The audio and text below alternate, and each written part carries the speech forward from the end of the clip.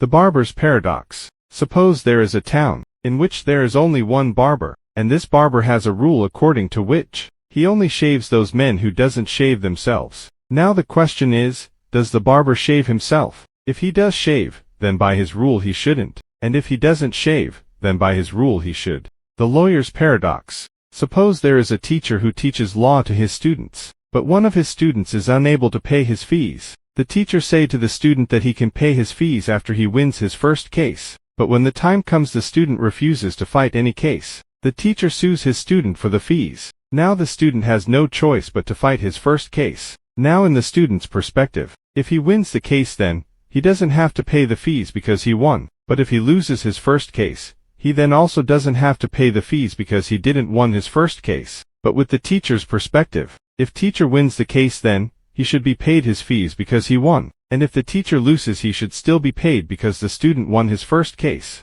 The paradox of heap. Suppose there is a heap of sand. If you remove 1 grain of sand from it, it still remains a heap, and if you remove 1,000 grains of sand from it, it still remains a heap, and if you keep removing grains of sand like this, then at what point it stops being a heap? The Pinocchio paradox. Suppose that Pinocchio says his nose will grow now. If his nose does grow that means he was telling the truth, but if he was telling the truth then, his nose shouldn't have grown. But instead if his nose doesn't grow then he was lying about his nose, and thus his nose should have grown. The bootstrap paradox. Suppose there is a scientist who builds a time machine, travels back in time, and gives a very popular novel of his time to an aspiring young writer. Later in time the novel becomes very popular. The scientist reads the novel, builds the time machine, travels back in time, and gives the novel to the writer, and this happens over and over in a loop with no clear point of origin for the novel, where the novel essentially creates itself. The infinite box paradox. Suppose there is a box which has infinite space inside it. You are given 10 balls each numbered 1 to 10. All you have to do is put these balls in the infinite box, and take out the ball which has the smallest number on it, which is 1 right now. Then you are given balls from 11 to 20. You also put these balls in the infinite box,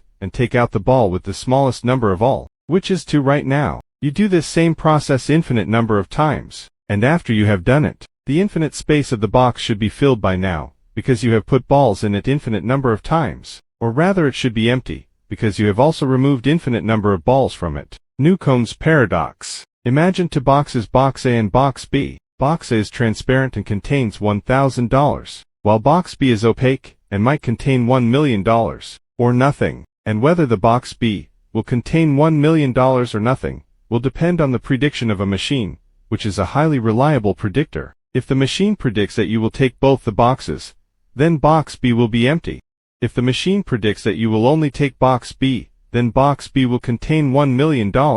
Now let's try to understand the depth of this situation. If we think in a straightforward way, you should take both the boxes, because the prediction has already been made, and thus outcome will be same no matter which box you choose. But if the machine predicted that you did take both the boxes, then box B would be empty. So maybe you should take only box B, because then the machine would have predicted that you will only take box B. But although the machine's prediction is highly accurate, it's never 100% accurate. So there might be a chance that you will end up with an empty box instead of $1 million. Or if you take both the boxes you might lose the chance of getting $1 million.